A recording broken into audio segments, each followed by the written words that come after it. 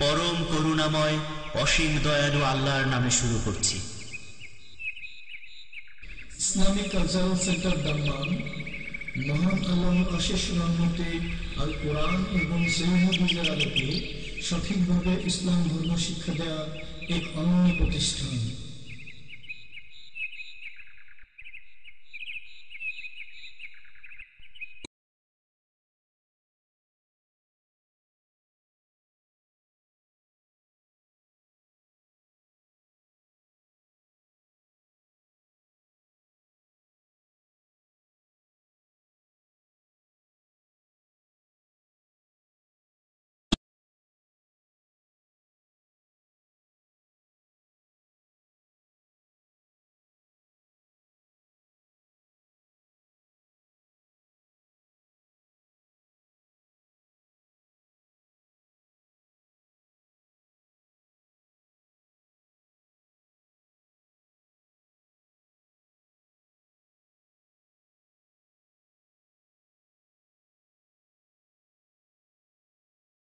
মুহাম্মদ রাসূলুল্লাহ সাল্লাল্লাহু আলাইহি ওয়াসাল্লামের উপর যিনি জিন এবং মানুষ উভয় জাতির জন্য রাসূল হয়ে এসেছিলেন। আজকে তাফসীর হবে সূরাতুল আহজাব, সূরা আহজাব। এই সূরা নবী করিম সাল্লাল্লাহু আলাইহি ওয়াসাল্লামের মদিনার জীবনে নাযিল হয়েছে। এতে বিভিন্ন বিষয় বস্তু আল্লাহ পাক বর্ণনা করেছেন।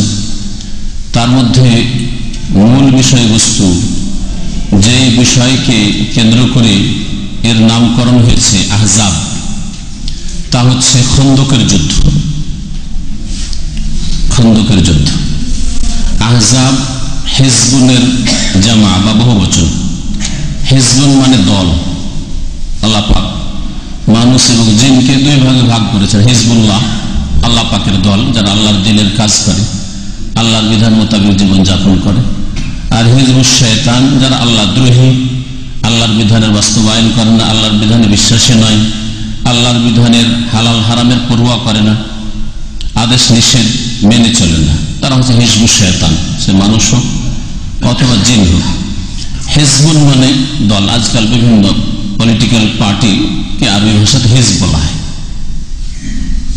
আল হিজবুল ওয়াতানি মানে ন্যাশনাল পার্টি বা ন্যাশনালিস্ট পার্টি, এর জমা বা বহুবচন হচ্ছে আহজাব, মানে অনেক দল, বহু দল। তো সূরা আহজাবকে আহজাব এই জন্যই বলা হয়েছে যে এই সূরায় বহু কাফের দল, অনেকগুলি কাফের দল, কাফের গোত্র, কাফের বংশ কাবিলা মদিনার উপর আক্রমণ করার জন্য মদিনার অবরোধ করেছিল, ঘেরাও করেছিল। এবারে মুহাম্মদ সাল্লাল্লাহু আলাইহি ওয়াসাল্লাম এবং তার সাথী সঙ্গী মুহাজির আনসার এদেরকে নিশ্চিহ্ন করে দেব, ইসলামকে এই জমিন থেকে মুছে দেব, রাখবো না। এই উদ্দেশ্যেই মদিনার চারিদিকে তারা এসে ঘেরাও করেছিল। যেহেতু বিভিন্ন দল এতে অংশ নিয়েছিল, একমত হয়ে কুফরি শক্তিগুলি, ইহুদি শক্তি, মুশরিকদের মধ্যে কুরাইশ মক্কার কুফরি শক্তি, নাজদ অর্থাৎ কাসিম, রিয়াদ, এসব এলাকাকে নাজদ বলা হয়, আরব দেশের উঁচু এলাকা। এসব এলাকা যেসব বিভিন্ন গোত্রগুলি ছিল, এর এই সব কুফরি শক্তিগুলি সেই কালের চারিদিক থেকে যতগুলি কুফরি শক্তি ছিল সবগুলি গিয়ে ইহুদিরা তাদেরকে প্ররোচিত করেছিল। ইহুদি বিশেষ করে বানু নাজির গোত্র, যাদেরকে এর পূর্বে খন্দকের যুদ্ধের পূর্বেই মদিনা থেকে তাদের বদমাশির কারণে, তাদের চুক্তি ভঙ্গের কারণে, বিশ্বাসঘাতকতার কারণে তাদেরকে নির্বাসিত করে তাড়িয়ে দেওয়া হয়েছিল খাইবারের দিকে। এই খাইবার থেকে গিয়ে বিভিন্ন গোত্রে, কাফের গোত্রে গিয়ে তাদেরকে প্ররোচিত করেছিল যে আমরা আছি সাথে, আর এবারে সবাই মিলে চলো, গিয়ে মুহাম্মদ আর তার সাথী সঙ্গীদেরকে সাফ করে দেবো, মদিনায় এদেরকে রাখবে না।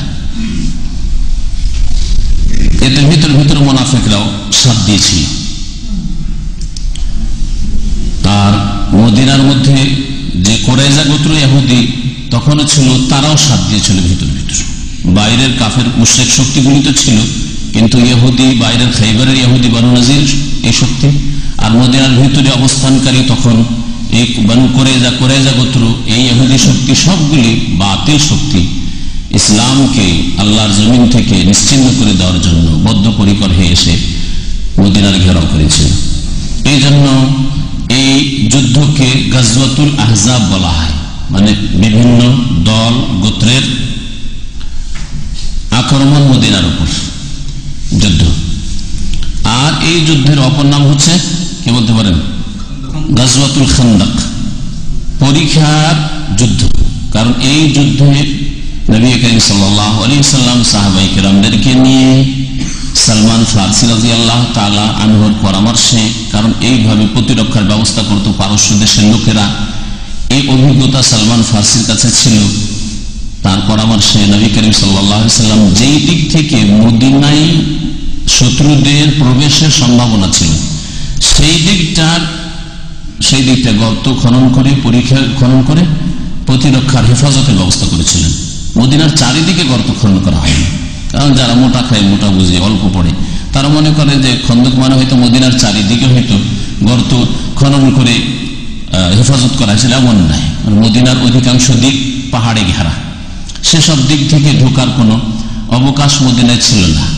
একটা দিক শুধু ছিল যেখানে অনেকগুলি মসজিদ, আগের যুগে 7 মস্ক বলা হয়তো, মাসাজিদ সাবা 7টি মসজিদ, তারপরে কমে 5টি হয়েছিল। এগুলি বেদাতি আমলে, তুর্কি আমলের অনেকগুলি মসজিদ তৈরি হয়েছে, যেখানে যেখানে নবী সাল্লাল্লাহু আলাইহি ওয়াসাল্লাম বসেছেন, এখানে আবু বকর বসেছেন, এখানে ওমর বসেছেন, এখানে ওসমান বসেছেন, লাগাও একটা করে মসজিদ। এইভাবে অনেকগুলি মসজিদ পাশাপাশি তৈরি হয়েছিল বেদাতি আমলে, যেগুলি কমে এখন আলহামদুলিল্লাহ কয়টা মসজিদ এখন আছে, হয়তো একটা বড় আছে, বাকি হয়তো ছোট থাকতে পারে আর 2-1টা। একটা দিকের হেফাজতের ব্যবস্থা করা হয়েছিল যেই দিক থেকে শত্রুরা আক্রমণ করার সম্ভাবনা ছিল। এই জন্য এই যুদ্ধকে গাজওয়াতুল খান্দাক বা খন্দকের যুদ্ধ বলা হয়। খন্দক মানে হচ্ছে গর্ত বা পরীক্ষা। এতে প্রথম এই সূরায় আল্লাহ পাক রব্বুল আলামিন নবী করিম সাল্লাল্লাহু আলাইহি সাল্লামকে নবী বলে সম্বোধন করেছেন এবং তাকে আল্লাহ পাকের শুকরিয়া আদায়ের জন্য আল্লাহকে ভয় করে চলতে বলেছেন, আল্লাহর বিধান মেনে চলতে বলেছেন, আল্লাহর দিন প্রচারের ক্ষেত্রে, আল্লাহর দিন পালনের ক্ষেত্রে মুনাফিক আর কাফেরদের কথা মানতে নিষেধ করেছেন। আর তারপরে আল্লাহ পাকের ওহীর বিধান অনুসরণ করতে বলেছেন। এই মর্মে যত রকমের ঝুঁকি আসুক না কেন আল্লাহর উপর নির্ভরশীল হতে, আস্থা তাওয়াক্কুল ভরসা করতে বলেছেন। এই বিষয়গুলি উল্লেখ করার পরে আল্লাহ পাক তারপরে কিছু মাসাইল, বিধিবিধান উল্লেখ করেছেন। তার মধ্যে একটি হচ্ছে জেহারের বিধান। জেহার মানে হচ্ছে কোন ব্যক্তি যদি নিজের স্ত্রীকে মায়ের সাথে তুলনা করে, স্ত্রীর কোন অঙ্গ, বিশেষ করে জাহিলি যুগের মুশরিকদের আমলে স্ত্রীকে মায়ের পিঠের মতো করতো, আনতে আলাইকা জাহরি উম্মি, মায়ের পিঠের সাথে, পৃষ্ঠদেশের সাথে তুলনা করতো। এছাড়া যদি কোন অঙ্গের সাথে তুলনা করে অথবা মা বলে সম্বোধন করে, একে জেহার বলা হয়। তাহলে হারাম হয়ে যায় স্ত্রী, তখন তার কাফারা লাগে, যার কথা আল্লাহ সূরা মুজাদালায় বর্ণনা করেছেন বিস্তারিত, এবং ওর কাফারাগুলি যেগুলি সূরা মুজাদালার তাফসীরে আমরা উল্লেখ করেছি। তারপরে আল্লাহ পাক বলেন পোষ্যপুত্র, অপরের ছেলে মেয়েকে নিজের সন্তান, সন্ততি বানো ছেলে মেয়ে বলে পালন করা, পোষ্যপুত্রের বিধান। ইসলামে পোষ্যপুত্র নেই, যদি লালন পালন করেন তাহলে নেকির জন্য করেন, কিন্তু যেটা নেই ইসলামে সেটা হচ্ছে একেবারে নিজের বাপের নামকে একেবারে নিশ্চিহ্ন করে দিয়ে অপর কোনো ব্যক্তিকে বাপ বলে স্বীকার করা। হ্যাঁ, আর এর বিপরীতটাও নিজের ছেলের মতো ওকেও ছেলে বলে এমন ঘোষণা করা যাতে করে সমাজের লোক বুঝতেই না পারে যে এটা অন্য কারো ছেলে, বরং অন্য যেগুলো নিজের ছেলে ওই রকমই মনে করে ওকে। এটা হারাম ইসলামে একটা দিক। দ্বিতীয় যেটা হারাম, জাহিলিয়াতের যুগে এই পোষ্যপুত্রকে ছেলে মেয়ে যেগুলি বানানো হইতো, মুখে ডাকা ছেলে মেয়েদেরকে ওয়ারিস বানানো হইতো, উত্তরাধিকারী বানানো হইতো। নিজের ছেলে মেয়েকে যেমন ধন দৌলতে ভাগ দিত, তেমন পোষ্যপুত্রকেও ভাগ দিত, যেই বিধানকে আল্লাহ পাক বাতিল ঘোষণা করেছেন। এটা ইসলামে নেই। তবে ওসিয়তের রাস্তা যে কোনো মানুষের জন্য, যারা ওয়ারিস নয়, উত্তরাধিকারী নয়, তাদের জন্য ওসিয়তের রাস্তা খোলা আছে।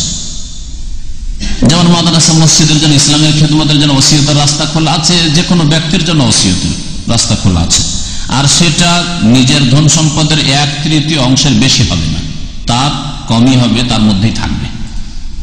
নবী করিম সাল্লাল্লাহু আলাইহি ওয়াসাল্লাম সহিহ বুখারী প্রসিদ্ধ হাদিস, ওয়াসসুলুসুল কাসীর, 3 ভাগের 1 ভাগ করবে, আর এটা অনেক বেশি, তার নিচেই থাকবে। ওসিয়ত মানে মৃত্যুর সময় উপদেশ দেওয়া বা তার আগে উপদেশ দেওয়া, যে আমার ধন সম্পদ থেকে মাদ্রাসায়, ইসলামিক সেন্টারে, মসজিদ নির্মাণের জন্য, অথবা এতিমখানায়, ইসলামিক লাইব্রেরির জন্য, অথবা অমুক ব্যক্তিকে, অমুক আলেমকে, অমুক ছেলে, নিজের ছেলে নয়, অমুকের ছেলে অমুককে, অথবা অমুকের মেয়েকে, অমুক বিধবাকে, অমুক এতিমকে ইত্যাদি, যে কোনো ব্যক্তি হোক অথবা কোনো প্রতিষ্ঠান হোক, আমার ধন সম্পদ থেকে এত বিঘা জমি দিয়ে দিবে, আমার ব্যাংক ব্যালেন্স থেকে এত টাকা দিয়ে দিবে, সেটা 3 ভাগের 1 ভাগের বেশি হওয়া জায়েজ নয়। কারণ তার বেশি হলে নিজের ওয়ারিসিন যারা ছেলে মেয়ে এবং যারা ধন সম্পদে ভাগ বন্টন আল্লাহ পাক দিয়েছেন যাদেরকে, তাদের হক নষ্ট করা হবে। এই বিষয়গুলি উল্লেখ করার পরে নবী করিম সাল্লাল্লাহু আলাইহি ওয়াসাল্লাম উম্মতের সবচেয়ে নিকটবর্তী মানুষ, সবচেয়ে বেশি হিতাকাঙ্ক্ষী আল্লাহর পরে, সুতরাং তার হক আপনার নিজের হকের চাইতে বেশি, এই বিষয়টি আল্লাহ পাক উল্লেখ করেছেন। তারপরে আরো বেশ কিছু বিষয় উল্লেখ করার পরে তখন সূরা আহজাব সম্পর্কে বেশ কয়েকটি আয়াত রয়েছে। আশা করি ইনশাআল্লাহ আজকে সময় অল্প হলেও, কারণ আমাদের পরে ইথিওপি ভাইদের একটা প্রোগ্রাম আছে, বড় বাৎসরিক প্রোগ্রাম, তাদের সম্মেলন, সেজন্য আমরা দুটোর মধ্যে ছেড়ে দেব। যদি খন্দকের যুদ্ধে সম্পর্কে যে আয়াতগুলি রয়েছে সেই আয়াতগুলি পর্যন্ত পৌঁছে যায়, আলহামদুলিল্লাহ কিছু আলোচনা হয়ে যাবে, বা সেই আয়াতগুলি কিছু আমরা বুঝবো। আর না হলে ইনশাআল্লাহ তাআলা আল্লাহ পাক সহি সালামত রাখলে আগামী সপ্তাহে সেগুলির তাফসীর হবে। এছাড়াও এই সূরায় যে বিষয়গুলি রয়েছে সেই বিষয়গুলি হচ্ছে নারী সংক্রান্ত বিষয়। নবী করিম সাল্লাল্লাহু আলাইহি ওয়াসাল্লামের পরিবার, বিশেষ করে বিবাহ শাদী, মোহরের কথাও রয়েছে, হিজাব পর্দার কথা রয়েছে, যে এইসব বিষয়গুলি আল্লাহ পাক রব্বুল আলামিন এই সূরা আহজাবে বর্ণনা করেছেন। মহান আল্লাহ ইরশাদ করছেন, ইয়া আইয়ুহান নবী ইত্তাকিল্লাহ, হে নবী, ইয়া আইয়ুহান নবী মানে হে নবী, ইত্তাকিল্লাহ তুমি আল্লাহকে ভয় করো। প্রথম কথা যে আল্লাহ পাক রব্বুল আলামিন নবী মুহাম্মদ সাল্লাল্লাহু আলাইহি সাল্লামকে কোরআনে কারীমে কোথাও ইয়া মুহাম্মদ বলে সম্বোধন করেননি। আল্লাহ পাকের কাছে শেষ নবী মুহাম্মদ সাল্লাল্লাহু আলাইহি সাল্লাম খাতামুল আম্বিয়া ওয়াল মুরসালিন কত শ্রেষ্ঠ, কত প্রিয়, যে নাম ধরে ডাকেননি, উপাধি দিয়ে সম্বোধন করেছেন। ইয়া আইয়ুহান নবী, হে নবী, এই আয়াতে রয়েছে। আর অন্য আয়াতে রয়েছে ইয়া আইয়ুহার রাসূল, হে রাসূল, বাল্লিগ মা উনজিলা ইলাইকা মির রাব্বিক। এইভাবে আল্লাহ পাক রব্বুল আলামিন নবী মুহাম্মদ সাল্লাল্লাহু আলাইহি সাল্লামকে সম্বোধন করেছেন। পক্ষান্তরে অন্যান্য আম্বিয়া রাসূলগণ সম্পর্কে কোরআন কারীমের আয়াত যদি আপনি ভালো করে দেখবেন, ইয়া যাকারিয়া ইন্না নুবাশশিরুকা বিগুলামিন ইসমুহু ইয়াহইয়া, যাকারিয়াকে নাম ধরে সম্বোধন করছেন। ইয়া ইয়াহইয়া খুযিল কিতাবে কুওয়া, ইয়া আলাইহিস সালামকে নাম ধরে সম্বোধন করছেন। ওয়া নাদাইনাহু আইয়া ইব্রাহিম, হে ইব্রাহিম, অথচ ইব্রাহিম খলিলুল্লাহ, আল্লাহ পাকের অন্তরঙ্গ বন্ধু, নবী রাসূল। তো আল্লাহ পাক ইয়া ইব্রাহিম কদ সাদ্দাকতা রুয়া, হে ইব্রাহিম বলে সম্বোধন করেছেন। এইভাবে কোন নবীকে আল্লাহ পাক নবী মুহাম্মদ সাল্লাল্লাহু আলাইহি ওয়াসাল্লাম ছাড়া কি আয়াত বলেছে, ওয়াইদা কুরিয়াল কোরআন, যখন কোরআনে কারীমের পাঠ হবে, শব্দের পাঠ হোক আর অর্থের পাঠ হোক, তরজমা হোক, তাফসীর হোক, সবগুলি হচ্ছে কিরাতুল কোরআন। বরং আসল কোরআন পাঠের উদ্দেশ্য হচ্ছে তাতে থেকে হেদায়েত পাওয়ার, হেদায়েত পাওয়া তরজমা তাফসীর ছাড়া শুধু তেলাওয়াত সওয়াবের আশা করলে হয় না।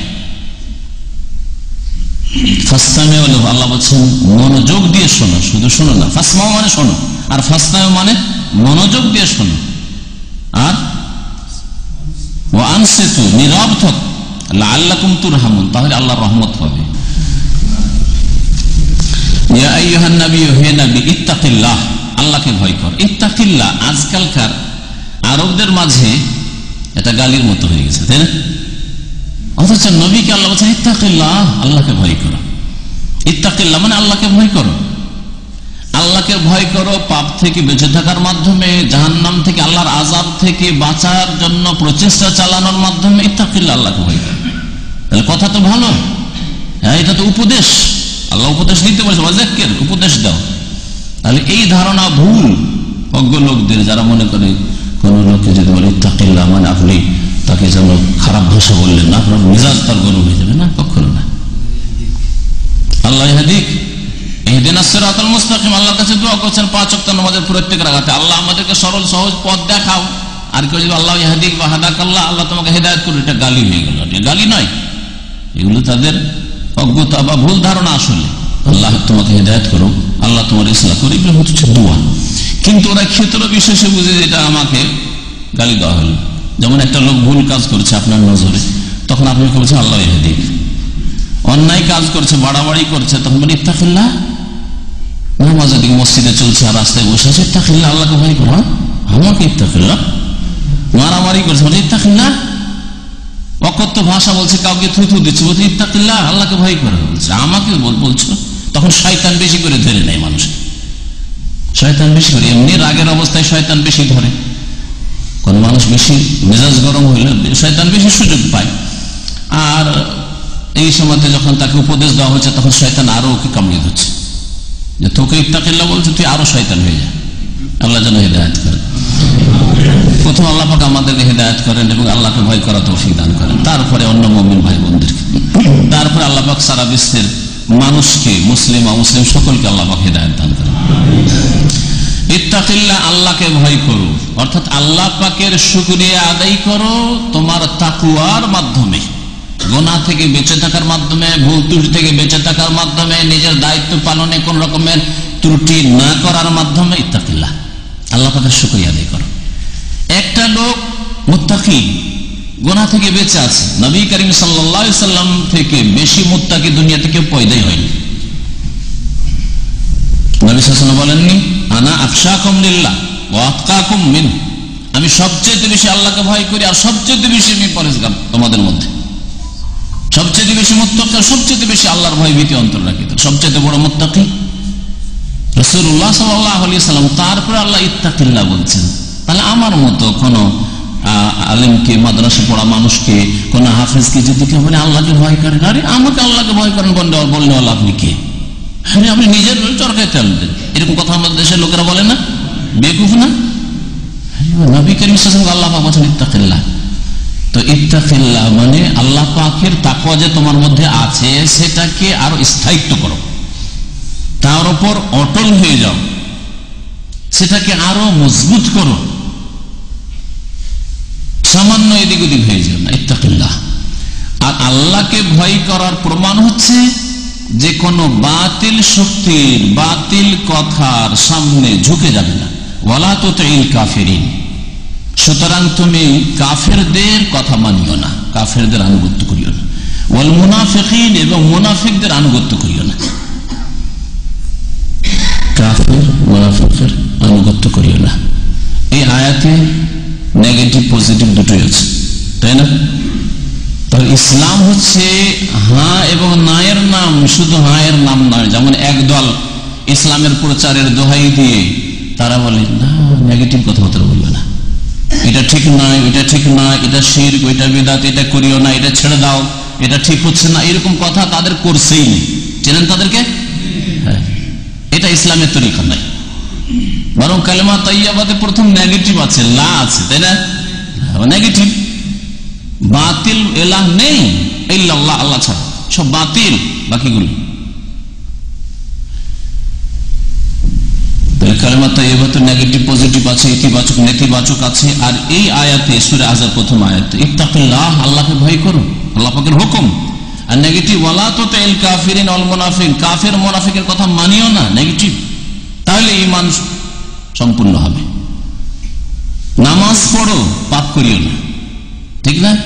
নামাজও পড়ছেন, পাপও, নামাজও পড়ছেন, ফিল্মও দেখছেন, নামাজও পড়ছেন, হারাম খাচ্ছেন, নামাজও পড়ছেন, ধার নিয়ে বেঈমানিও করছেন, হ্যাঁ, নামাজও পড়ছেন আর মানুষের হক নষ্ট করছেন, আল্লাহর হক নষ্ট করছেন, তাহলে তো চলবে না।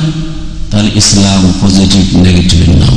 আল্লাহর আদেশ মেনে চলানো, আল্লাহর নিষিদ্ধ কাজ কথা থেকে বেঁচে থাকার নাম। আল্লাহকে ভয় করেন আর কাফের মুনাফিকের কথাও যদি শুনেন, কখনো ইসলাম প্রতিষ্ঠিত হবে না, কায়েম হবে না, ব্যক্তি জীবন ইসলাম প্রতিষ্ঠিত হবে না। ইন্নাল্লাহ কানা আলিমান হাকিমা, নিশ্চয় আল্লাহ পাক রব্বুল আলামিন সবকিছু জানেন এবং তিনি হাকিম, প্রজ্ঞাবান। তার কথায়, কাজে, বিধি বিধানে, আদেশ নিষেধে প্রজ্ঞা হিকমত রয়েছে। অযৌক্তিক কোনো কথা নেই আল্লাহ পাকের বিধানে। এরকম আল্লাহ পাকের সৃষ্টিতেও কোনো অযৌক্তিক জিনিস নেই, হিকমত ছাড়া কোনো কিছু নেই। ওয়াত্তাবে মা ইউহা ইলাইহি, তারপরে নবী করিম সাল্লাল্লাহু আলাইহি ওয়াসাল্লামকে ওহীর অনুসরণ করতে বলা হচ্ছে। কারণ আল্লাহর রাস্তা, যেই রাস্তায় থাকলে আল্লাহ সন্তুষ্ট হবেন এবং আল্লাহ পাক শেষ পরিণাম জান্নাত দেবেন, জাহান্নাম থেকে রক্ষা করবেন, এর জন্য ওহীর অনুসরণ করা ফরজ। কেউ যদি নিজের প্রবৃত্তির অনুসরণ করে, নিজের খেয়াল খুশি চলল, যেটা ভালো লাগছে ওইটা করছে, আর চেষ্টা করছে ভালোটাই করবে, তাহলে কখনো সে বিদাত মুক্ত হতে পারবে না। আর বিদাতি কাজ তো ভালো লাগছে, লাগে না? আরে খবর মজা পাকা করে আর সাজিয়ে ওলিয়া উলিয়ার ইহতেরাম সম্মান করতেও তো ভালো লাগছে, কিন্তু এটা ইসলামের নেই, ওহীতে নেই। ওলিয়া উলিয়ার ইজ্জত করলাম, সম্মান করলাম, তারা মারা গেছে তো তাদের মানে ইজ্জত নাই, ইজ্জত নেই, সব যুক্তি তো আছে, কুপ্রবৃত্তি এটা, কিন্তু এটা ওহী নয়, ওহীর বিপরীত এটা। যতগুলি বিদাত আছে সবগুলি ভালো মনে করে শুরু করা হয়েছে, মনে রাখবেন। কোন বিদাতকে জেনা, চুরি, ডাকাতি আর ছিনতাই, রাজানির মতো পাপ মনে করে করা হয়নি। সবগুলিকে ভালো মনে, ইস্তেহসান, সবগুলিকে সুন্দর মনে করে শুরু করা হয়েছে, কিন্তু সবগুলি হচ্ছে দলালা, কুল্লু বিদাতিন দলালা, ঠিক না? শিরক হোক যা ধর্মের নামে হয়, অথবা বিদাত হোক যা ধর্মের নামে হয়, নবীর আদর্শের নামে পালিত হয়। এই জন্য ওহীর অনুসরণের জন্য আল্লাহ তাগিদ করছেন কাকে? যিনি দিন নিয়ে এসছেন, যার উপর ওহী এসছে তাকে। ওয়াত্তাবি মা ইউহা ইলাইকা মির রাব্বিক, হে নবী তুমি অনুসরণ করো, মেনে চলো, মা ইউহা ইলাইক, তোমার কাছে যা ওহী করা হয়েছে বা হচ্ছে, মির রাব্বিকা, কার পক্ষ থেকে? তোমার রবের পক্ষ থেকে। তাহলে কার ওহী মানতে হবে? ওহী ইলাহি, আল্লাহর ওহী, আর শয়তানের ওহী থেকে বেঁচে থাকতে হবে। এখানেও পজিটিভ নেগেটিভ আছে। আল্লাহর ওহী মোতাবেক জীবন যাপন করতে হবে, আর শয়তানের কুপরামর্শ, শয়তানের ওয়াসওয়াসা, কুমন্ত্রণা, এগুলো হচ্ছে শয়তান ওহী। শয়তান অনেক সময় ভালো বেশভূষা নিয়ে এসে মানুষের রূপ ধরেও বলতে পারে, আবার অন্তরে ওয়াসওয়াসা দিয়েও হতে পারে শয়তানের ওহী আছে। ওয়াইন্নাশ শায়াতিনা লা ইউহুনা ইলা আউলিয়াইহি, সূরা আন-নাহল আল্লাহ বলেছেন শয়তান তার বন্ধুদের কাছে ওহী করে। তো শয়তানের ওহী কোরআন দ্বারা সাব্যস্ত। নেগেটিভ বাদ দিতে হবে, আর পজিটিভ ওহী প্রতিষ্ঠা করতে হবে, কায়েম করতে হবে। কার ওহী? রবের ওহী, মির রাব্বিক। ইন্নাল্লাহা কানা বিমা তা'মালুনা খাবীর, নিশ্চয় আল্লাহ পাক রব্বুল আলামিন তোমরা যা করো সে সম্পর্কে সূক্ষ্ম খবর রাখেন। খাবীরা, সূক্ষ্ম খবর রাখেন। ওয়া তাওয়াক্কাল আলাল্লাহ, তাকওয়ার আদেশ হলো, অনুসরণের আদেশ হলো, আর কিসের আদেশ হলো? আর আল্লাহর উপর নির্ভরশীল হওয়া, আল্লাহর উপর আস্থা ভরসা করা। দুনিয়ার কাজ করে রেজাল্ট, ফলাফল আল্লাহর জন্য ছেড়ে দেয়। জীবনের প্রত্যেকটি ক্ষেত্রে, দিনের ক্ষেত্রে, দুনিয়ার ক্ষেত্রে আপনার কাজ হচ্ছে মেহনত করা, আর ফলাফল আল্লাহর জন্য ছেড়ে দেয়। এটা হচ্ছে তাওয়াক্কুল। আর কর্মহীনতার নাম তাওয়াক্কুল নাই। দুনিয়ার ক্ষেত্রে, রুজি রোজগারের ক্ষেত্রে, পয়সা ইনকামের ক্ষেত্রে, নেতা হওয়ার ক্ষেত্রে কেউ এরকম কর্মহীনতার তাওয়াক্কুল করে না। এই জন্য যারা বলে তকদিরে যা আছে তা তো হবে, তারা দুনিয়ার ক্ষেত্রে এত বোকা নয়, শুধু আখিরাতের ক্ষেত্রে বেকুফ, বোকা সাজে। দুনিয়ার ক্ষেত্রে কেউ বলে না যে তকদিরে যদি রিয়াল ডলার থাকে তো চলে আসবে, আবার ইউরোপ আমেরিকা যাওয়ারই কি প্রয়োজন, আর গালফে যাওয়ারই কি প্রয়োজন, আর ভিসা লাগাবারই কি প্রয়োজন, আর পাসপোর্ট করারই কি প্রয়োজন, বলে কেউ? কেউ বলবে না। একমাত্র পাগল, ফুল পাগল ছাড়া কেউ বলবে না। কোন পাগলের মুখে শুনতে পারেন, আধা বুদ্ধিওয়ালা মানুষও বলবে না। কিন্তু দিনের ক্ষেত্রে, ধর্মের ক্ষেত্রে, নামাজ রোজার ক্ষেত্রে, আখিরাত সুন্দর করার ক্ষেত্রে কি বলেন হুজুর, আল্লাহ যদি তকদিরে জান্নাত রাখে তো অবশ্যই পাবো। তকদির তো লিখা আছে, আপনারাই তো বলছেন। তো তকদির আখিরাত লেখা, দুনিয়া লেখা নেই। হ্যাঁ, বয়স লেখা নেই, দেন ঝাঁপ দেন, ট্রেনের সামনে, বাসের সামনে, হ্যাঁ ঝাঁপ দেন, নদীতে ঝাঁপ দেন, আগুনে ঝাঁপ দেন, তকদিরে লেখা থাকলে বাঁচবেন, আগুনও জ্বালাতে পারবে না। বিশ্বাস নেই? তার সেখানে তদবির করছেন, তকদিরের সাথে দুনিয়ার ক্ষেত্রে তদবির করছেন, ওই রকমই দিনের ক্ষেত্রে, আখিরাত সুন্দর করার ক্ষেত্রে, কবর আযাব থেকে বাঁচার জন্য, জাহান্নাম থেকে বাঁচার জন্য, জান্নাত লাভের জন্য তদবির করতে হবে, মেহনত পরিশ্রম করতে হবে।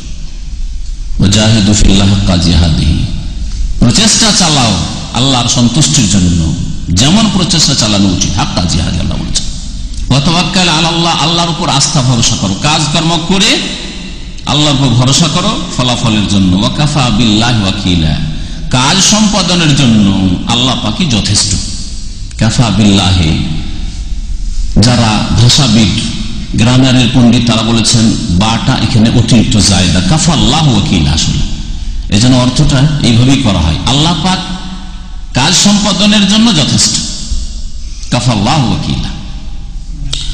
অনেক সময় অতিরিক্ত অক্ষর বা শব্দ ভাষায় প্রয়োগ করে মানুষ ভাষাকে সুন্দর করার জন্য, জিনত, এটা হচ্ছে বালাগাত, ইলমুল বালাগা, জি, অলংকার বিদ্যা। তারপরে আল্লাহ পাক রব্বুল আলামিন উল্লেখ করেছেন একটি আয়াতে কয়েকটি বিধান, তার মধ্যে একটি বিধান হচ্ছে কোন মানুষ পৃথিবীতে আসেনি আর নেই বা আসবে না যার দুটো অন্তর আছে, দুটো কলব আছে, এরকম কোন মানুষ পয়দা হয়নি, কোন নবীও নেই এরকম, আর কোন সাধারণ অসাধারণ ব্যক্তিও নেই। আল্লাহ পাক প্রত্যেককে একটা করে হৃদয় দিয়েছেন, একটা করে অন্তর দিয়েছেন। এই বিষয়টি আল্লাহ পাক উল্লেখ করেছেন। এর অর্থ কি, এটা কেন আল্লাহ পাক বললেন? আল্লাহ পাকের কোন কথা তো এমনিতে বলা হয়নি, কাল্পনিক বলা হয়নি, তাই না? তার বাস্তবতা আছে। একদল তাফসীরকারগণ বলছেন যে কোন মুনাফিক দাবি করত মদিনায় যে আমার দুটো দিল আছে, দুটো অন্তর আছে, একটা অন্তরে আমি মুসলিম, তোমাদের সাথে আছি, মুসলিমদেরকে বলতো, মুহাজিরিন আনসারদেরকে, আর একটা অন্তরে আমার বংশধর যারা আছে কাফের, ওদের সাথেও আছে। আমি সব দিকে তাল মিলিয়ে চলি, যখন যেখানে থাকি তেমন চলি। যেমন আজকালকার কিছু সুবিধাবাদী মুসলমান আছে, যেখানে যেমন সেখানে তেমন। হ্যাঁ, মসজিদে আসে নামাজ পড়া শুরু করবে, আর মন্দিরে গেলে সে নিয়ে নেবে, মন্দিরে গেলেও পূজা করে দেবো, চাঁদা দিয়ে, মসজিদেও চাঁদা দিচ্ছে, মন্দিরেও চাঁদা দিচ্ছে। বহু মুসলিম আছে সুবহানাল্লাহ ভারত উপমহাদেশে, যারা যেমন মসজিদে চাঁদা দেয়, মন্দিরও চাঁদা দেয়, মসজিদ নির্মাণ করছে, মন্দিরও নির্মাণ করছে, চার্চও নির্মাণ করছে, চার্চেও যায় আর জুমাতেও যায়, মসজিদেও যায়, মন্দিরেও যায়। এইরকমটা নাই, আল্লাহ বলছে না, এইরকম কোন দিন নেই।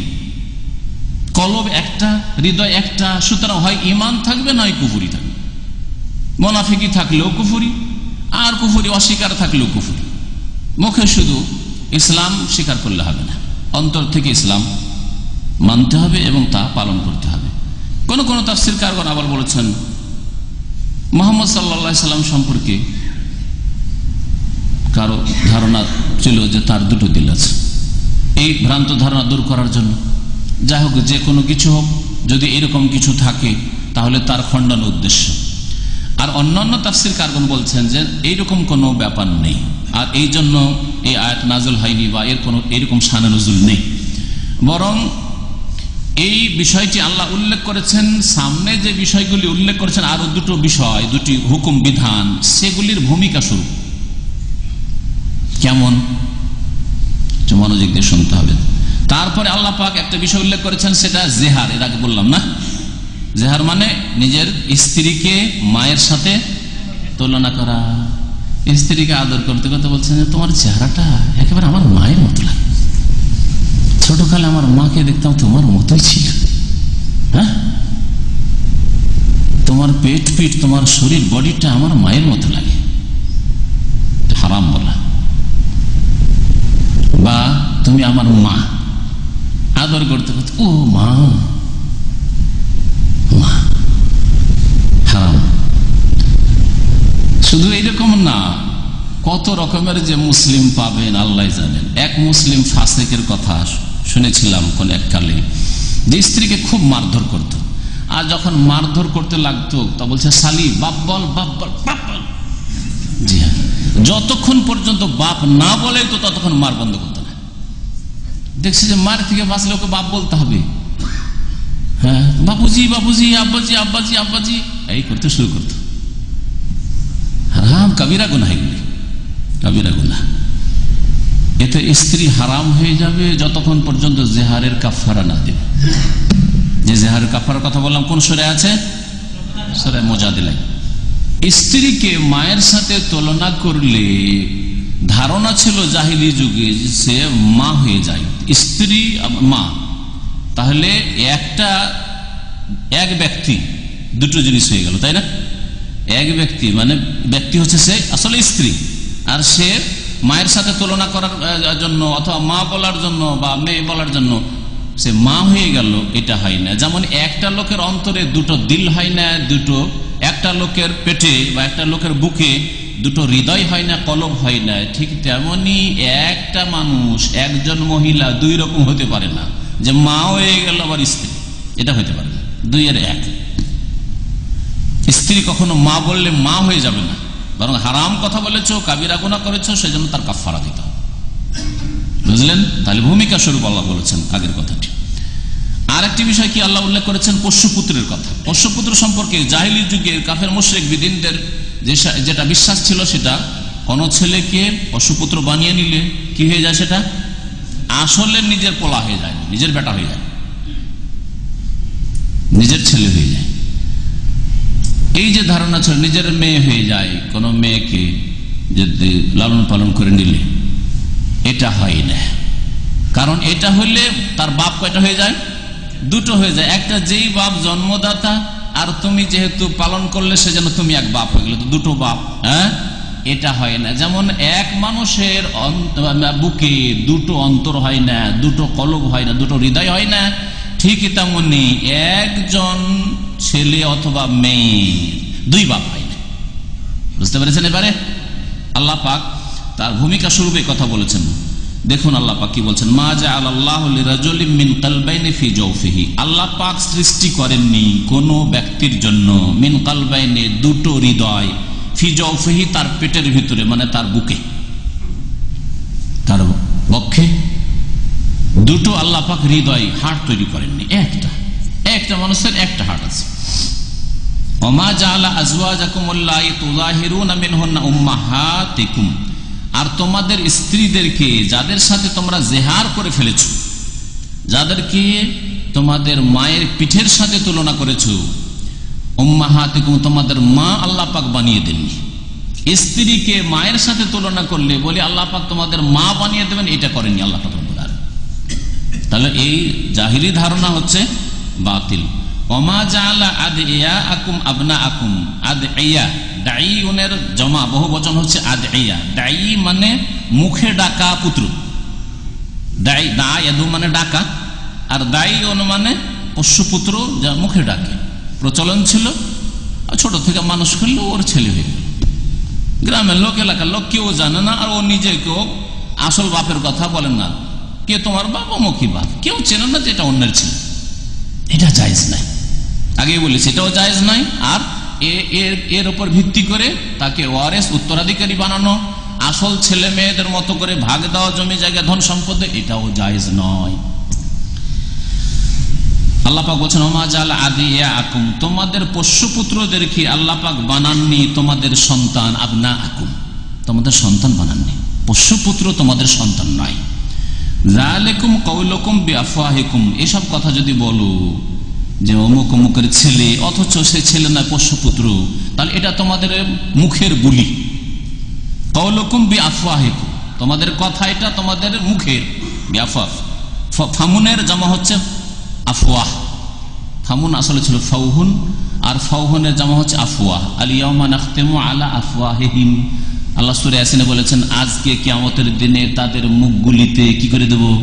খতম, মোহর লাগিয়ে দেবো, সিল লাগিয়ে দেবো, কথা বলতে পারবে না। ওয়া তুকাল্লিমুনা আইদিহিম, আর আমার সাথে কথা বলবে তাদের হাতগুলি। ওয়া তাশহাদু আরজুলুহুম, তাদের পাগুলি সাক্ষী দেবে বিমা কানু ইয়াকসিবুন, যা দুনিয়াতে করেছে সে সম্পর্কে। আফওয়াহ, আল্লাহ বলছেন তাদের এটা মুখের বলি মাত্র। এই লোকেরা বলে থাকে এটা কুসংস্কার, তাদের মুখের বলি, এর কোনো অস্তিত্ব নেই আল্লাহর বিধানে।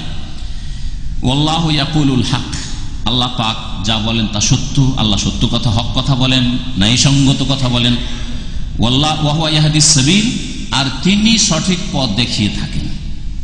এখানে মনে রাখবেন একটি কথা, যাতে কারো ভ্রম না হয়, এটা বলা জরুরি, যে শ্রদ্ধা সম্মানের জন্য কাউকে আব্বা বলা, যেমন বড় বড় আলেমদেরকে আব্বা বলা আরো সমাজে আছে, আমাদের সমাজে শ্বশুরকে আব্বা বলা শ্রদ্ধার জন্য, আসল আব্বা বলে নয়, মনে করে নয়, আর নিজের বাপের নামকে নিশ্চিহ্ন করেও নয়, ঠিক না? বাপ জানে যে এর বাপ হচ্ছে অমুক, এটা হচ্ছে শ্বশুর, সেই জন্য শ্বশুর আব্বা বলছে, এইরকম কথা। এইরকমই কাউকে আদর স্নেহ করে ছেলে বলা, বেটা কেমন আছিস, আমাদের অঞ্চলে বলে, হ্যাঁ হ্যাঁ বাবু কেমন আছিস, অপরের ছেলেকে নিজের ছেলে বলে। তো বলে দি, নিজের সন্তান বলে সম্বোধন করছেন, অথচ আপনার সন্তান নয় এটা। এটা কিসের জন্য? আদর স্নেহের জন্য। হ্যাঁ, এ আমার প্রিয় ছেলে, শোনো, ছোটকে বলছেন, এটা জায়েজ, এতে কোনো অসুবিধা নেই, কারণ এতে আপন বাপকে একেবারে আউট করে দেওয়া হয় না, এবং এতে ধন সম্পদের ভাগ দেওয়ারও বিধান আসে না, তাই না? সেই জন্য জায়েজ, আর এটা আগে থেকে চলে আসছে, সুতরাং এটা জায়েজ। আল্লাহ পাক তারপর বলছেন, উদউহুম লিআবাইহিম, যারা পোষ্যপুত্র তাদেরকে তাদের পিতৃ পরিচয়ের সাথে ডাকো। তাদেরকে যখন ডাকবে তখন তাদের বাপের নাম দিয়ে ডাকবে, কারণ আরবরা শুধু আমাদের দেশের মতো নাম ধরে ডাকে না। রফিক, শুধু রফিক বলে না, হ্যাঁ বাপের নাম কি? হ্যাঁ, রফিক বিন যায়েদ। হ্যাঁ, যেমন ইয়া ফাতেমা বিনতে মুহাম্মদ, হে মুহাম্মদের মেয়ে ফাতেমা, সালিনি মিন মালি মা শি'তা, আমার ধন সম্পদ থেকে কিছু চাওয়ার তাই থাকলে চাও, লা উগনি আনকা মিন আল্লাহি শাইআ, আল্লাহর আযাব থেকে তোমাকে কখনো রক্ষা করতে পারবো না, নবী করিম বলছেন। হ্যাঁ, ইয়া সাফিয়া বিনতে আব্দুল মুত্তালিব, হে আব্দুল মুত্তালিবের মেয়ে সাফিয়া, এইভাবে ডাকার প্রচলন ছিল আরবদের মধ্যে। তো যখন তোমরা ডাকবে কোন পোষ্যপুত্রকে, তার ওই নকল বাপের নামে ডাকিও না, বরং আসল বাপের নামে ডাকবে, আল্লাহ বলছেন। এই আয়াত নাযিল হয়েছে একটি ঘটনার প্রেক্ষাপটে। নবী করিম সাল্লাল্লাহু আলাইহি ওয়াসাল্লামের পোষ্যপুত্র ছিল, নাম কি? যায়েদ। কোরআনে কারিমে একজন সাহাবীর নাম উল্লেখ হয়েছে, তার নাম কি? যায়েদ। হ্যাঁ, এই সূরাতেই রয়েছে, সূরা আহজাব, ফালাম্মা কাযা যায়েদুন মিনহা ওয়াতারান, যায়েদ। আর কোন মুসলিমের নাম কোরআনে কারিমে নাম ধরে নেই। কেন মুসলিম বললাম? সাহাবায়ে কেরাম আর কি। মুসলিম তো আম্বিয়া রাসূলগণ মুসলিম ছিলেন, মুমিন ছিলেন, তাদের নাম তো আছে আম্বিয়া রাসূলগণের। হ্যাঁ, লুকমানের নাম আছে আগের, কিন্তু এই উম্মতের কোন ব্যক্তির নাম, কোন সাহাবীর নাম, কোন ব্যক্তির নাম কোরআনে কারিমে আছে? নেই। তবে কাফের নাম আছে, আছে না? কার নাম?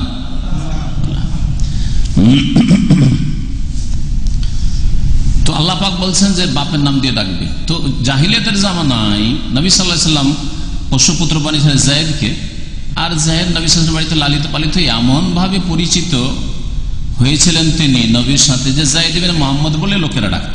কেউ জানতো না যে তার বাপের নাম হারেসা।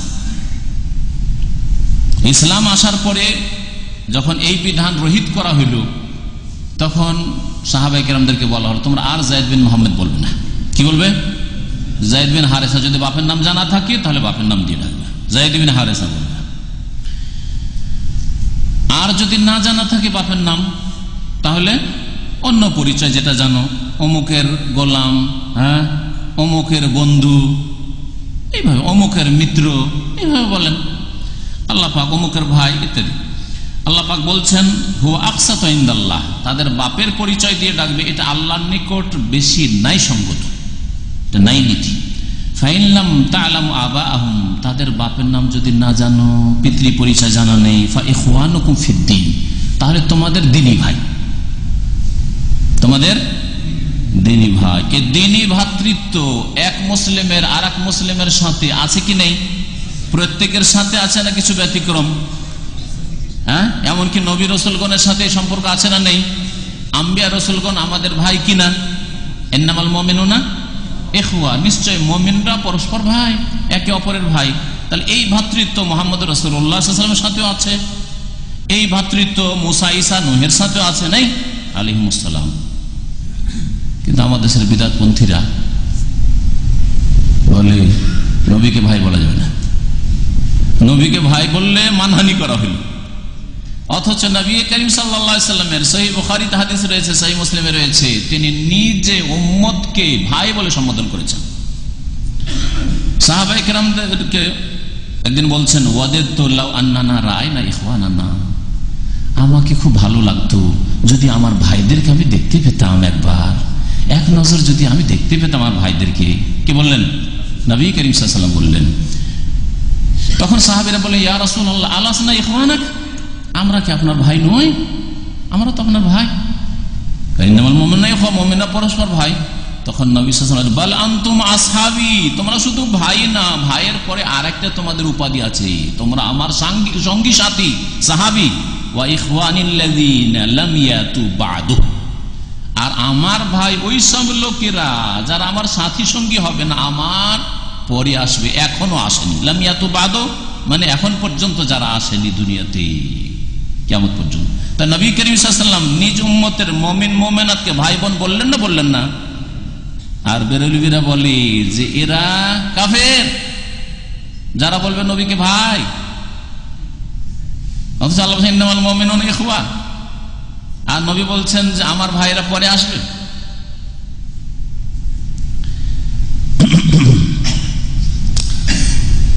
আল্লাহ পাক বলছেন, ফাইল্লাম তাআলামু আবাহুম, তাদের পিতৃ পরিচয় যদি না জানো, ফাইখওয়ানুকুম ফিদ্দিন, তাহলে তারা তোমাদের দ্বীনি ভাই, ধর্মীয় ভাই, সুতরাং ভাই বলে ডাকবে।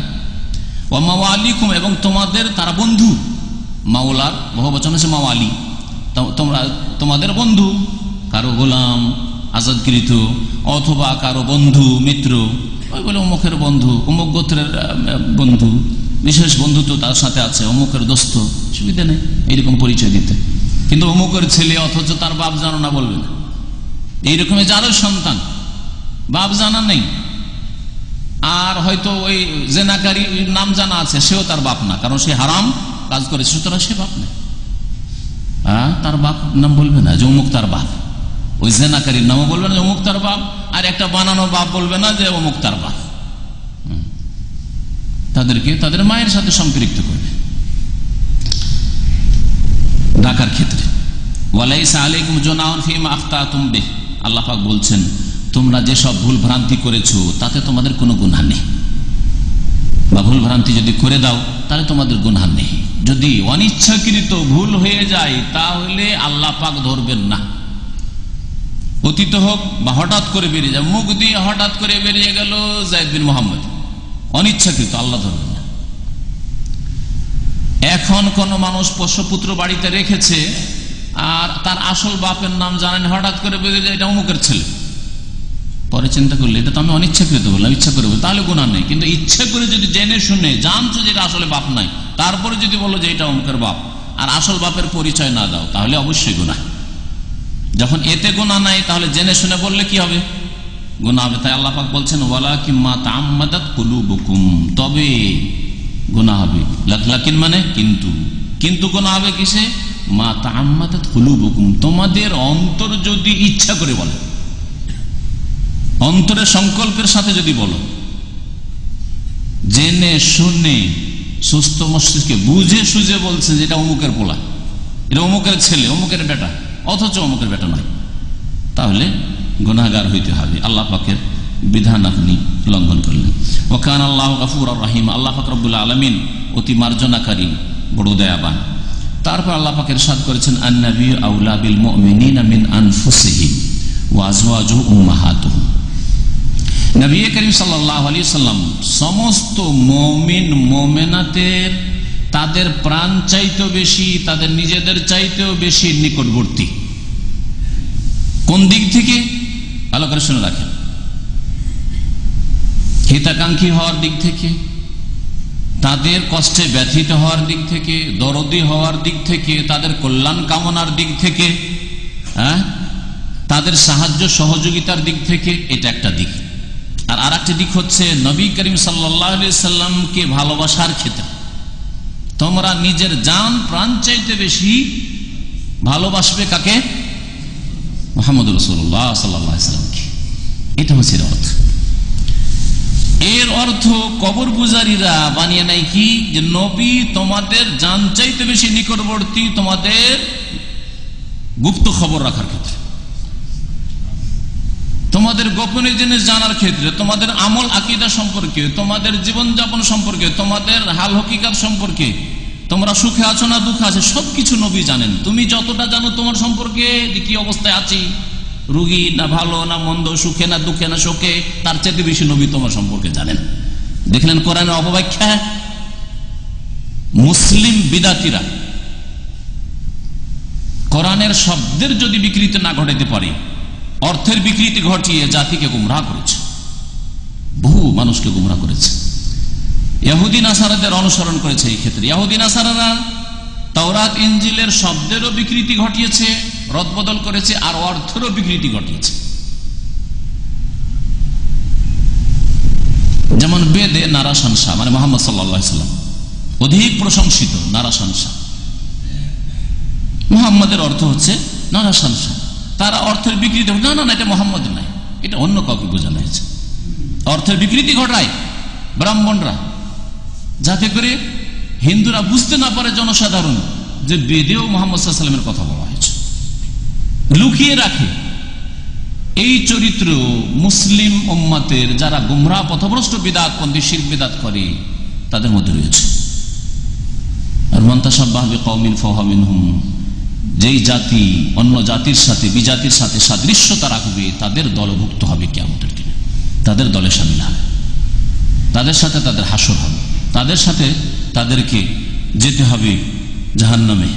আল্লাহ পাক রব্বুল আলামিন যেন হিদায়াত দান করেন। আল্লাহ পাক বলেন, আন-নবী আউলা বিল মুমিনিনা মিন আনফুসিহিম। নবী করিম সাল্লাল্লাহু আলাইহি ওয়াসাল্লাম মুমিনদের নিজেদের চাইতেও বেশি নিকটবর্তী। আউলা মানে আকরাব, অধিক নিকটবর্তী, ইসম তাফজিলের সিগা। নবী সাল্লাল্লাহু আলাইহি ওয়াসাল্লাম অধিক নিকটবর্তী মুমিনদের, বিল মুমিন মিন আনফুসিহিম, তাদের নিজেদের চাইতে। ওয়া আজওয়াজুহু উম্মাহাতুহুম, এবং তার বিবিগণ তাদের জননী, তাদের মা। নবী সাল্লাল্লাহু আলাইহি ওয়াসাল্লামের বিবিগণ উম্মতের মুমিনদের মা। কোন ক্ষেত্রে মা? যেমন নবী আমাদের নিকটবর্তী, দুটো দিক বললাম। ভালোবাসার ক্ষেত্রে সবচেয়ে বেশি কাকে ভালোবাসবেন? রাসূলুল্লাহ সাল্লাল্লাহু আলাইহি ওয়াসাল্লাম ভালোবাসবেন, না ঘুমকে বেশি ভালোবাসবেন? আর সবচাইতে বেশি রসুলকে ভালোবাসেন, ফজর নামাজ কেন ছুটে? হ্যাঁ, সবচাইতে বেশি রসুলকে ভালোবাসেন। আর ছেলেকে রসুলের শিক্ষা, ওয়াহির শিক্ষাই দিলেন না, ডাক্তার ইঞ্জিনিয়ার, আর ইসলামের জ্ঞানে জিরো কেন? নবীকে খুব বেশি ভালোবাসেন সেই জন্য। হ্যাঁ, নবীকে খুব বেশি ভালোবাসেন। পয়সার মহব্বত এত কেন? মরিয়া কেন পয়সার জন্য, পেটের জন্য? না পেটকে বেশি ভালোবাসেন, নেতৃত্বকে বেশি ভালোবাসেন? এই নেতৃত্ব গদি দখলের জন্য কত লোককে যে দোষী বানালেন, নির্দোষীকে, আর কত লোক জুলম অত্যাচার করলেন।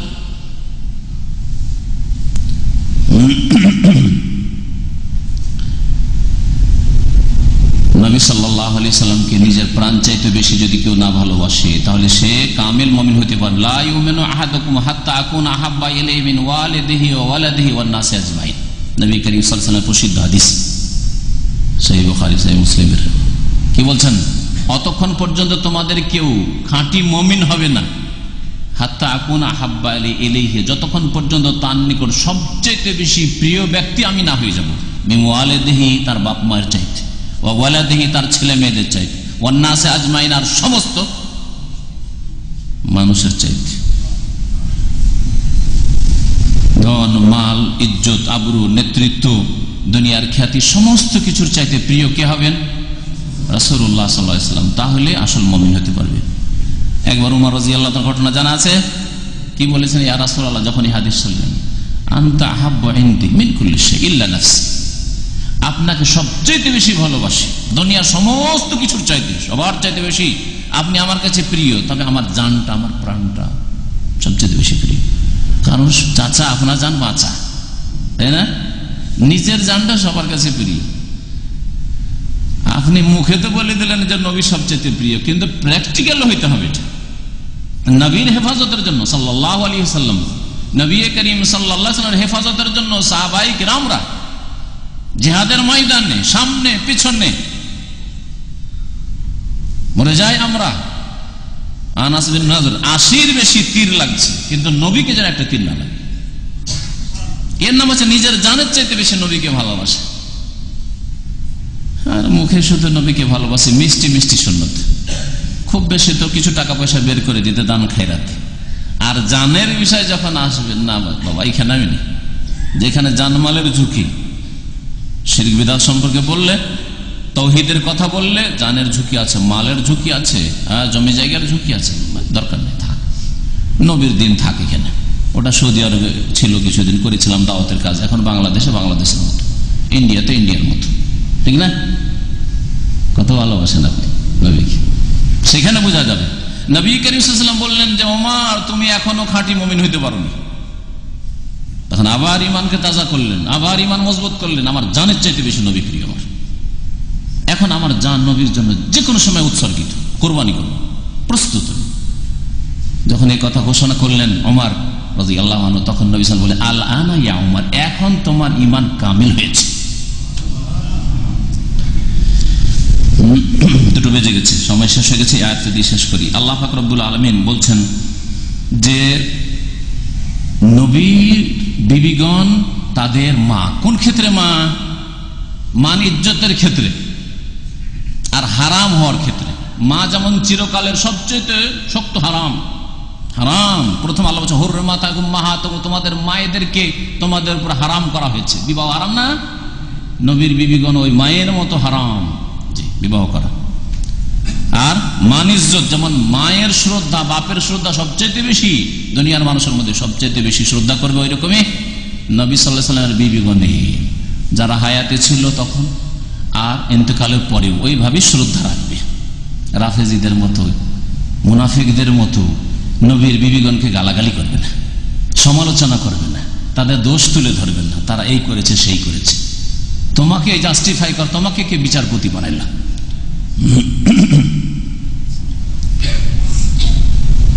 পক্ষান্তর পর্দার ক্ষেত্রে আরেকটি ক্ষেত্র আছে। পর্দার ক্ষেত্রে নবীরা মায়ের মতো, নির্জনতা অবলম্বনের ক্ষেত্রে মায়ের মতো। বুঝেন না মনে হয়েছে, সব চুপ হয়ে আছেন।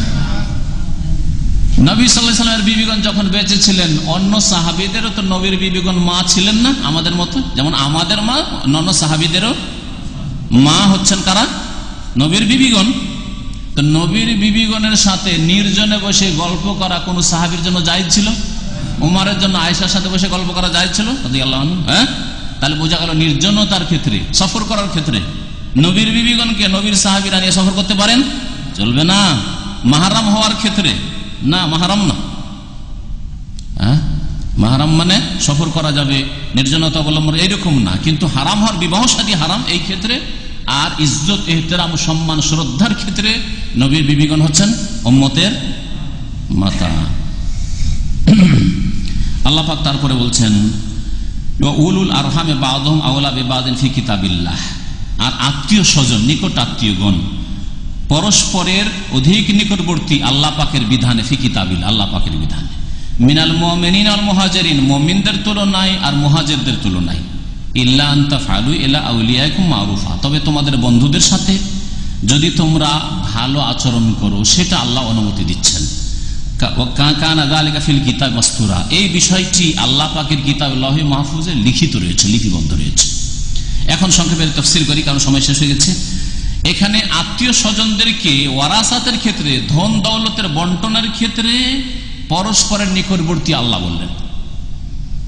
কার তুলনায়? কাদের তুলনায়? অন্য অন্য মুমিন ভাইদের তুলনায়, বোনদের তুলনায়, আর এমনকি মুহাজিরদের তুলনায়। হিজরত করে আসার পরে মুহাজিরিনরা প্রথম যখন তাদের ভ্রাতৃত্ব স্থাপন করে দেওয়া আনসারদের সাথে, এর ভিত্তিতে আনসারি মরে গেলে মুহাজির ওয়ারিস হইত। মুহাজির মারা গেছে, তার কাছে কিছু আছে, আর কেউ নাই তার আপনজন বংশের, তাহলে হ্যাঁ আনসারি ওয়ারিস হবে। এটাকে আল্লাহ রহিত ঘোষণা করলেন এর মাধ্যমে। আত্মীয় স্বজনরা বেশি হকদার। আত্মীয় স্বজন হচ্ছে নিজের বাপের বংশের, হ্যাঁ, নিজের মায়ের বংশের। বাপের বংশের যারা, তারা হয়তো আসহাবুল ফারায়েদ অথবা যাদের জন্য আল্লাহ পাক পরিমাণ নির্ধারিত করেছেন, আসাবুল ফারায়েজ বলা হয় ফারায়েজের ভাষায়, আর না হলে আসাবা যা ধন সম্পদ বেঁচে আছে সবগুলি তারা নিতে পারবে, দ্বিতীয় দল। তৃতীয় দল হচ্ছে উলুল আরহাম, অর্থাৎ যারা আসাবাও নয় আর তার আগে আসাবুল ফারায়েজও নয়, তারা ওয়ারিস হবে কিনা, যেমন মামা, জি, খালা, হ্যাঁ, মামাতো ভাই, না নানা দাদার পর্যায়ে শরীয়তের ভাষায়, সুতরাং নানা দাদার মতো, জি। তো এরা উলুল আরহাম। একজন লোক মারা গেল কোনো মুসলিম, তার বাচ্চা চাচাদের মধ্যে কেউ নেই, নিজের বংশে কেউ নেই, হ্যাঁ, কেউ নেই, আসাবুল ফারায়েজও নেই আর আসাবাও নেই। আছে কে? একজন মামা আছে, খালা আছে, হ্যাঁ, মামাতো ভাইরা আছে। তাহলে তারা ওয়ারিস হবে কি না এই সম্পর্কে ফুকাহায়ে কেরামদের ইখতিলাফ আছে, কিন্তু এই আয়াতের ভিত্তিতে আরো বেশ কিছু হাদিসের ভিত্তিতে, হ্যাঁ, তারা হকদার, ওয়ারিসিন। পক্ষান্তর আরেক দল ফুকাহা তারা বলছে যে না, এরা ওয়ারিস হবে না, ওই মামাতো ভাই আর মামা আর খালা ওরা ওয়ারিস হবে না। তাহলে কারো যদি এরকম নিকটাত্মীয় নিজের বাপের বংশের কেউ নেই, দাদা নাই, নানা নাই, কেউ নেই, তো কি ওয়ারিস হবে? হ্যাঁ, বাইতুল মালে দিয়ে দিতে হবে। মুসলিম সরকারের যে বাইতুল মাল আছে, আর আজকাল বাইতুল মাল যেসব দেশে নেই, আর অধিকাংশ মুসলিম দেশে বাইতুল মাল নেই, আত্মসাৎ করে বেমানি করে তারাই খাবে যদি দিয়ে দেওয়া হয়তো। সুতরাং সাদকা খেরা তাদের কাছে করে দিতে হবে গরিব মিসকিন মাঝে। কিন্তু দ্বিতীয় মতটির তুলনায় আগের মতটি বলিষ্ঠ। জি, আল্লাহু আ'লাম। সাল্লাল্লাহু আলা নবিয়িনা মুহাম্মদ ওয়া আলা আলিহি ওয়া সাহবিহি।